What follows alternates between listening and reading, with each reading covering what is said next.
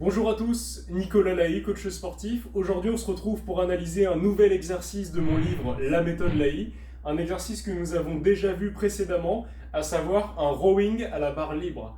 Donc un rowing à la barre libre avec élastique. Donc il vous faudra un élastique de 15 kg de résistance. On peut aller aussi à 10 kg de résistance, mais je vous conseille de rester sur celui-là, il est pas mal.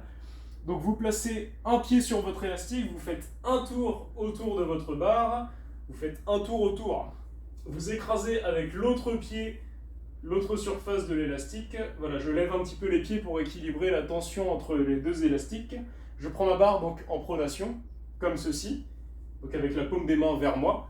Je suis ici gainé sur mes jambes, donc pour le placement technique, je vous laisse voir la vidéo sur le rowing barre libre, je n'y reviendrai pas dans cette vidéo.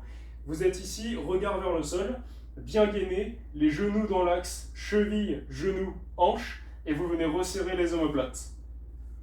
Vous inspirez lorsque vous tirez la barre vers vous, et vous resserrez les omoplates en première, c'est-à-dire que vous ne devez pas plier les bras au départ pour lever la barre, mais bien resserrer les omoplates en premier mouvement dès que vous êtes dans votre position de gainage.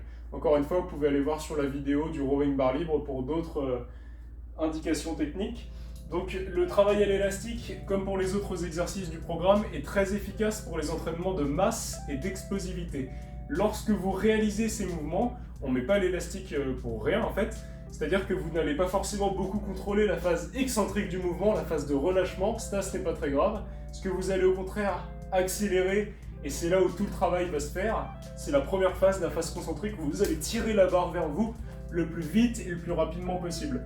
Donc sur ces exercices assez techniques, avec une réalisation donc de l'exercice assez rapide pour l'explosivité, il est impératif d'avoir un bon gainage, à savoir un bon renforcement du gainage abdominal, surtout en dynamique, et un bon renforcement par rapport aux exercices de la chaise Bosu, et ainsi de suite. Votre bas du corps et votre haut du corps sur ces exercices ne doivent faire qu'un pour réussir à faire un exercice correctement effectué.